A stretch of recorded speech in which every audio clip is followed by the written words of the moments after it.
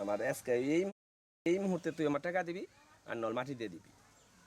তো পরবর্তীতে আমি আর যেন নিরুদ্দেশ, আমার তো আর কোনো উপায় নাই, কারণ আমি টাকার ব্যবস্থা করতে পারি নাই। আমি সময় চাইছিলাম, আমার ওই রকম সময়ও দেয় নাই।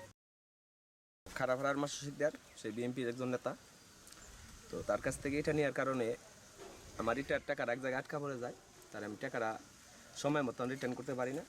তো সেই সুবাদে আমার কাছে চাপ দিয়ে তো আমার বাড়ির মাটি নিবে এই কথা বলে আমার একটা একটা স্ট্যাম্প করে নেয় আর কি।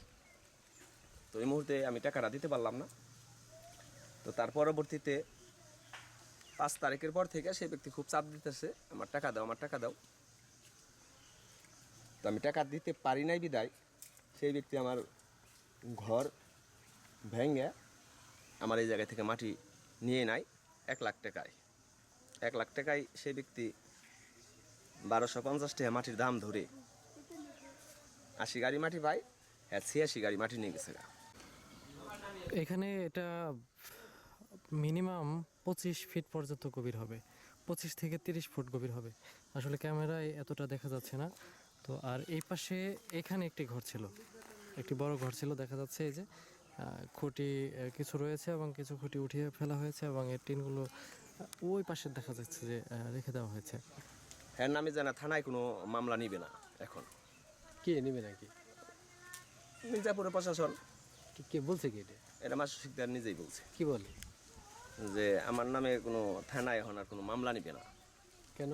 আগের দিন বাদ দাও, ওহন আর যেন ওই দিন নাই, ওই সমস্ত কথা কইলে আর কাজ হইব না।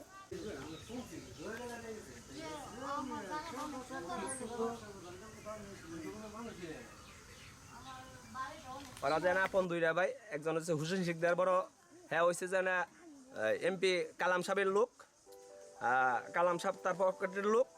আর মাসুদ শিকদার হয়েছে যেন সাইদ সোরহাবের লোক। সাইদ ভাইয়ের সাইদ নেতার নাম ভাঙ্গিয়া এই দেশের সমস্ত কিছু করতেছে। কারণ যেন সেই ব্যক্তি যদি সাইদ সোরহাব যদি এমপি হতে পারে তাহলে আজগানার ইউনিয়নের চেয়ারম্যান হবে যেন এই মাসুদ শিকদার। আর যদি যেন কালাম যদি এমপি হতে পারে মির্জাপুর থানার, তাইলে যেন ওই হুসেন শিকদার হবে যেন এই আজগান ইউনিয়নের চেয়ারম্যান আর কি। এইরকম বক্তব্য দেওয়া চলে, আর তাদের তো কোনো কিছু বলাই যায় না। দুই ভাই 2 গ্রুপে রাজনীতির সাথে জড়িত। তো এই কারণে তাদের নামে কোনো অভিযোগই চলে না।